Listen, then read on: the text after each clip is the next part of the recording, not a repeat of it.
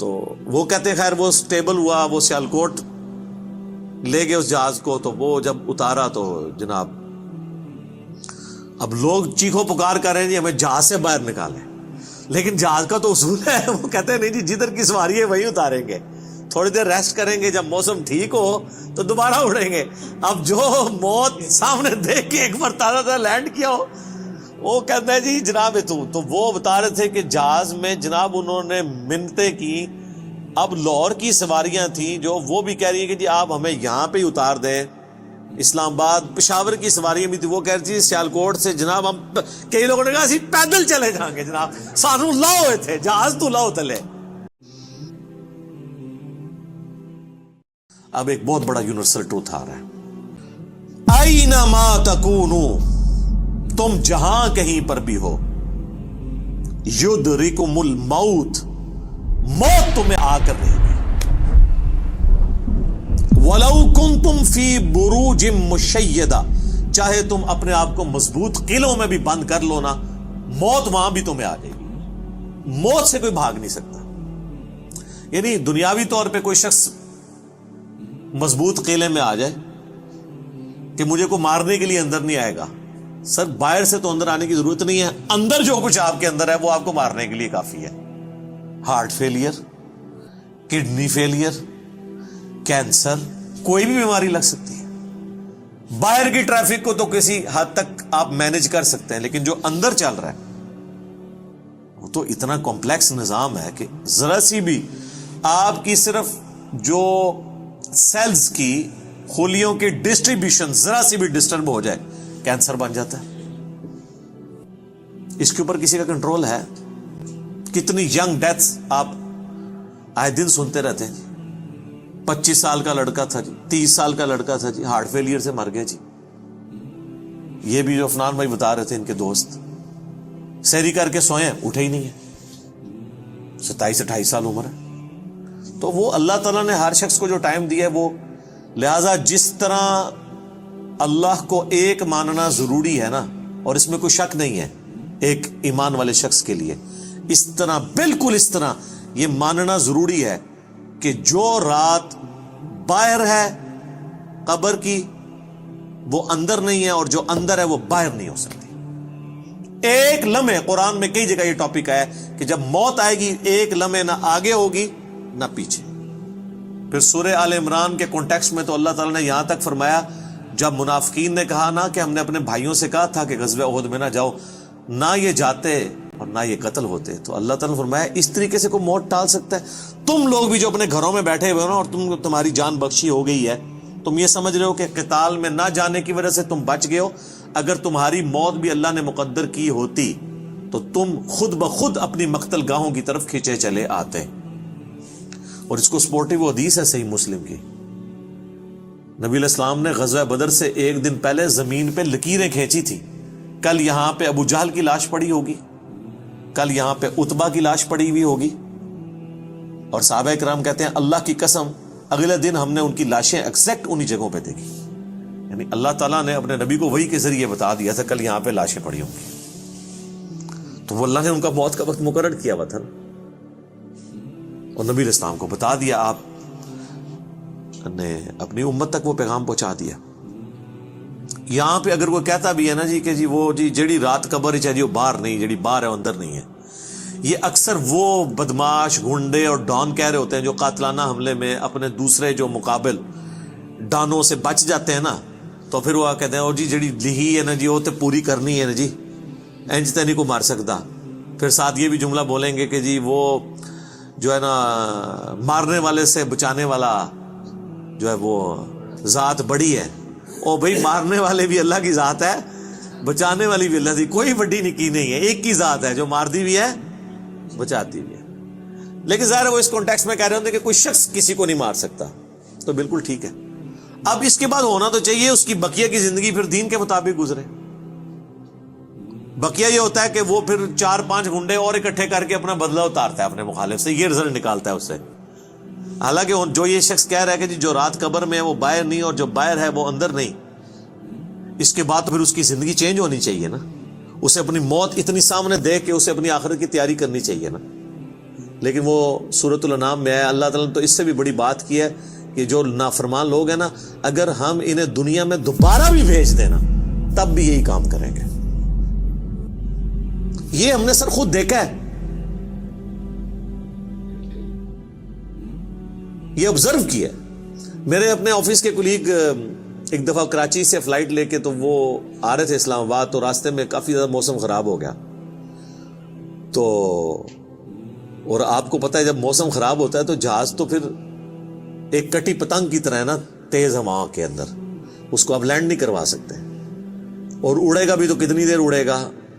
ایسی جگہ لے کے جانا پڑے گا جہاں پہ موسم ٹھیک ہو, اور ادھر پہنچنے سے پہلے اگر فیول ختم ہو گیا پھر تو جا کے وہ جنت یا جہنم میں ہی لینڈ کرے گا, دنیا میں نہیں لینڈ کر سکتا.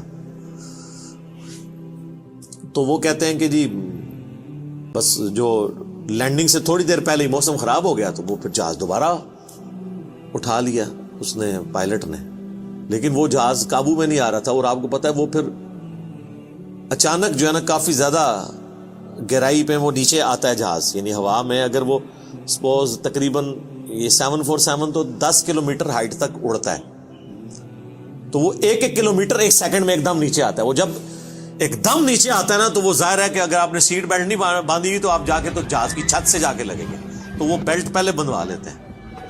اور پھر وہ اتنی زور سے کانپتا ہے, یہ تو میں نے خود بھی چائنا کی فلائٹ میں ایئر پاکٹس آتی ہیں پاکستان سے چائنا جاتے ہوئے, اتنی زور سے کانپتا ہے وہ جہاز کہ لگتا ہے کہ وہ یہ ابھی ٹوٹ جائے گا, ٹکڑے ٹکڑے ہو جائے گا. کیونکہ وہ ویسے تو انہوں نے ظاہر ہے وہ ہمارے علماء کرام نے تو نہیں بنایا ہوا کہ نہ خالص ہو, وہ یعنی بڑا صحیح ڈیزائن کیا ہوتا ہے انجینئرز نے, اور اس کے اندر پوری ایک شاک ابزارو کرنے کی صلاحیت ہوتی ہے. وہ ہلتا بھی رہنا, وہ ٹوٹتا نہیں ہے, اس میں کافی ٹرسز لگا کے لچک موجود ہوتی ہے.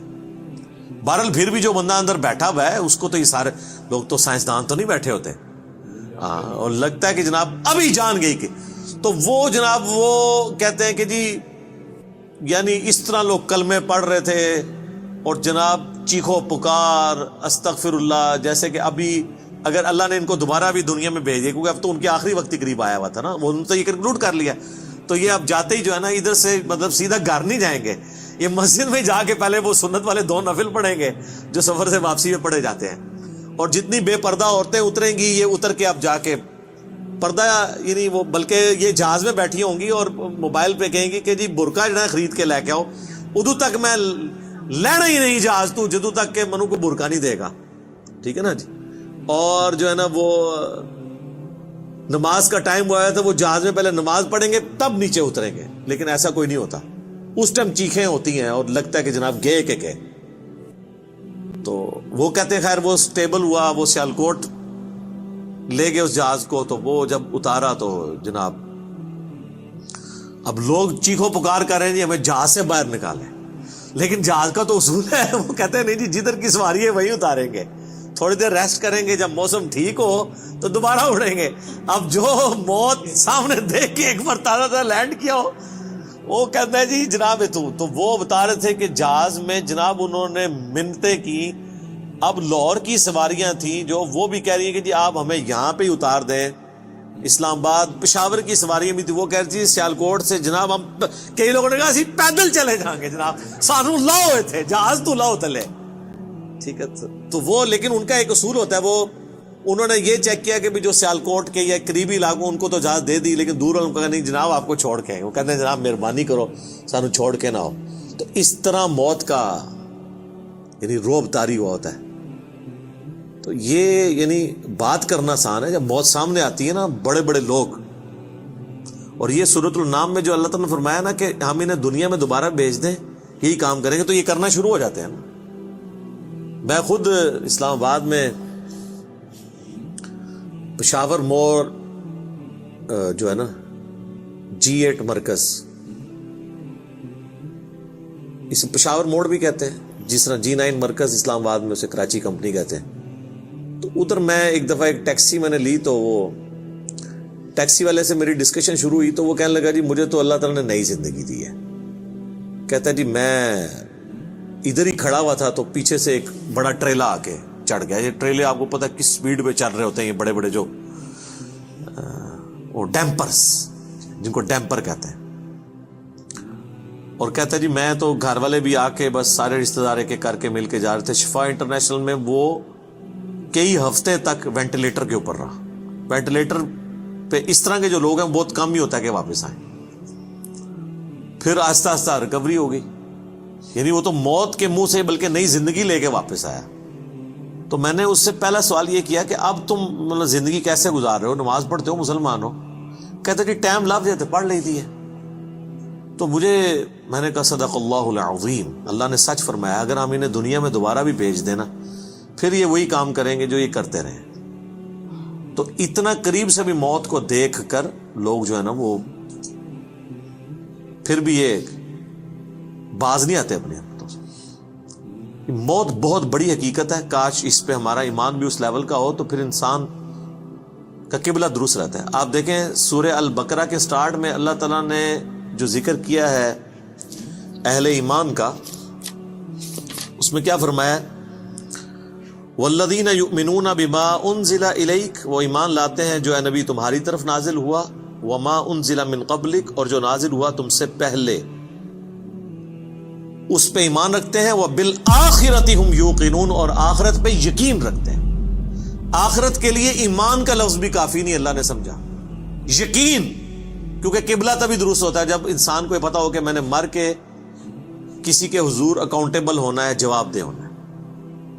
آج یہ جتنے لوگ کہتے ہیں نا جی جو قبر سے باہر رات ہے وہ اندر نہیں, جو اندر ہے وہ باہر نہیں ہے, یہ صرف ان کی منہ شگافی ہے. واقعی اگر ان کا یقین ہو تو آرام خوریاں کر رہے ہو, لوگوں کا مال لاحق طریقے سے ہڑپ کر رہے ہو, اللہ تعالیٰ کے حقوق کو پامال کر رہے ہو, ماں باپ کے ساتھ بے سلوکی والا معاملہ کر رہے ہو, بیوی بچوں پہ ظلم کر رہے ہو, بہن بھائیوں کی جائیداد دبا رہے ہو, معاشرے کے لیے ناسور بنے ہوئے ہو, ایسے لوگ نہیں, پھر تو ان کو بالکل سیدھا ہو جانا چاہیے. تو بات کہاں سے شروع ہوئی تھی کہ اللہ تعالیٰ فرما رہا ہے کہ تم اپنے آپ کو مضبوط قلعوں میں بھی بند کر لو نا, تب بھی موت تمہیں آ کر رہنی ہے. موت کو کوئی ٹال نہیں سکتا, کیونکہ موت تو اللہ تعالیٰ نے بھیجنی ہے. اللہ کے پاس تو کروڑوں آپشنز ہیں. ایگزٹس تو ہر شخص کا اس دنیا سے لکھا ہے, خواہ ایئر کریش میں ہو, چاہے ہارٹ فیلئر سے ہو, خواہ کسی شیر کے پیٹ میں جا کے ہو, خواہ کڈنی فیلئر سے ہو, خواہ کسی روڈ ایکسیڈنٹ میں ہو, ہر بندے نے دنیا سے جانا ہے اور وہ طے ہے, اس سے آگے پیچھے نہیں ہوگا. البتہ جو قاتل کو ہم سزا دیتے ہیں اس لیے کہ قاتل جو ہوتا ہے اس کو اللہ تعالیٰ نے یہ کام کرنے سے منع کیا ہوا ہے, وہ اس کی وجہ سے اسے سزا دی جاتی ہے. اس وجہ سے نہیں کہ وقت سے پہلے اسے قتل کر اس نے مار دیا, کیونکہ اس نے مارا اپنی ویل سے ہے, نافرمان, اس کی تو موت آنی تھی. اور اللہ تعالیٰ کو تو اپنے علم سے یہ بھی پتا ہے کہ کس نے کیا کرنا ہے, لیکن اللہ نے کسی کو پابند نہیں اپنے علم کا کیا کہ تو نے یہ کرنا ہے, بلکہ اللہ نے مستقبل کو فورس ہی خود ہی کیا ہوا ہے. جس طرح ایک استاد جب کسی نالائق شاگرد کو پیپروں سے ایک ہفتہ پہلے کہتا ہے کہ پتر تو فیل ہو جانا ہے, اور وہ فیل ہو بھی جائے, تو اس استاد کو آگے نہیں گلا کر سکتا ہے وہ اسٹوڈنٹ کے سر جی تہاڈی زبان بڑی کالی ہے, تسی کیا سی تاں میں فیل ہویا, میں نے بڑی محنت کی تھی. نہیں, تو اللہ تعالیٰ کو تو ڈیوائن علم بڑا کامل ہے, وہ مستقبل کے بارے میں فورس ہی کہتا ہے. اب رہا یہ معاملہ کہ اللہ نے ہمیں اس آزمائش میں ڈالا کیوں ہے, تو وہ اللہ نے اس کو بیان کر دیا. لا یسأل عما یفعل, اللہ کو کوئی نہیں پوچھ سکتا کہ اس نے یہ کیوں کیا. وہم یسألون, اور اللہ ہر ایک کو پوچھے گا. تو ابھی تو فی الوقت اللہ نے جس امتحان میں ڈالا ہے اس میں آپ نے گیون سرکمسٹانسز میں پرفارم کرنے کی کوشش کرنی. ہماری ایک اکیڈمی کے بڑے قریبی ہمارے ممبر عمر بھائی فوت ہو گئے, آلموسٹ 37 ایئرز کی ایج میں, اللہ تعالیٰ ان کی مغفرت کرے. اور ماشاءاللہ انہوں نے اپنی ینگ ایج کے اندر اپنے عقیدہ توحید کی اصلاح کی, اپنے گھر والوں تک اصلاح پہنچائی, اپنے والدین تک پہنچائی. خوش قسمت ہوتے ہیں وہ لوگ جو جوانی میں خود بھی توبہ کرتے ہیں اور اپنے بوڑھے 70-80 سال کے ماں باپ جو روایتی دین کو, قبر پرستی کے دین کو لے کے چل رہے ہوں, بزرگ بابوں کے دین کو, ان کو بھی وہ اپنے ساتھ اس رائے حق پہ لانے میں کامیاب ہو جائیں. یہ نصیب والوں کا حصہ. تو ان میں سے ایک ہمارے وہ عمر بھائی بھی تھے. ان کا جنازہ بھی آپ کو پتہ ہے میں نے پڑھایا تھا. جیلم کی تاریخ میں چند بڑے جنازوں میں سے تھا وہ, ہزاروں لوگ اس میں شریک تھے. تو ان کی اچانک ڈیتھ ہوئی ہارٹ فیلئر سے. ینگ ایج میں اگر کسی کو ہارٹ اٹیک ہو تو یہ چانس ہوتے ہیں کہ اس کا ہارٹ فیل ہو جائے گا، کیونکہ ہارٹ ریئیکٹ کرتا ہے. بوڑھا بندہ پھر بھی سروائیو کر جاتا ہے. تو مجھے صحیح طرح یاد ہے کہ وہ ان کا ہارٹ فیل ہونے سے کچھ عرصہ پہلے کی بات ہے، 2017 میں جب میرے پہ پہلی دفعہ مرڈر اٹیمپٹ ہوئی 28 اکتوبر کو، اور اس میں میرا کافی خون بھی ضائع ہوا، کافی زیادہ زخم آئے، آپ لوگوں کو پتہ ہے. تو اس کے بعد میں عمر بھائی کے پاس ایک دفعہ گیا، ان کے شاپ پہ، ان کی فرنیچر کا بہت بڑا کاروبار ہے جیلم میں. تو میں نے گپ شپ شروع ہوئی تو مجھے کہتے ہیں علی بھائی میں چاہ رہا ہوں آپ کے لیے نا کوئی باڈی گارڈ رکھ دیتے ہیں تو میں اس کی پیمنٹ کر دیا کروں گا. تو میں نے ان کو کہا کہ میرے بھائی آپ کا ابھی تک یہ یقین کامل نہیں ہوا کہ موت کو کوئی ٹال نہیں سکتا. تو پھر میں نے ان کو یہی آیات کوٹ کی تھی کہ اپنے آپ کو مضبوط، اینما تکونوا یدرککم الموت ولو کنتم فی بروج مشیدہ، تم جہاں کہیں بھی ہو موت تمہیں آ کے دبوچ لے گی، خواہ اپنے آپ کو مضبوط قلعوں میں بھی بند کر لو. تو میں نے ان کو بھی یہ بات سمجھائی، میں نے کہا میرے بھائی باہر کی ٹریفک کو تو آپ کنٹرول کر سکتے ہیں، کسی حملہ آور کو تو آپ روک سکتے ہیں، اندر جو اتنی کمپلیکس ٹریفک ہے، روزانہ میرا دل 1,00,000 دفعہ دھڑک کر 10,000 لیٹر خون پمپ کرتا ہے میری نسوں میں، اس ٹریفک کو کون کنٹرول کر سکتا ہے؟ 25 دفعہ ڈائلیسس کرتے ہیں روزانہ میرے گردے، یہ کام کرنا چھوڑ دیں، اس کو کون کنٹرول کر سکتا ہے؟ 23,000 دفعہ آلموسٹ پھیپڑے سانس اندر کرتے ہیں، اتنی دفعہ باہر کرتے ہیں. اب تو یہ کورونا کی وجہ سے لوگوں کو پوچھے نظر ان کو سانس لینا کتنا مشکل ہو رہا ہے، ریکوری ہوتے بھی کئی مہینے لگتے ہیں. یہ سانس ہمیں خود لینا پڑ جائے نا یاد کر کے، ایک دن نہیں آپ سانس لے سکتے. 12,000 دفعہ ہماری یہ پلکیں جھپکتی ہیں، اور یہ اگر آپ کو روزانہ یوں کرنی پڑ جائے تو بس پھر آپ کوئی اور کام نہیں کریں گے، یہی کرتے رہیں گے. تو یہ سب کچھ میری مرضی کے بغیر اللہ تعالیٰ یہ سارے معاملات کو لے کے چل رہا ہوتا ہے. تو ہم باہر کی ٹریفک کو تو شاید مینج کر لیں کسی حد تک، وہ بھی کنفرم نہیں ہوتا.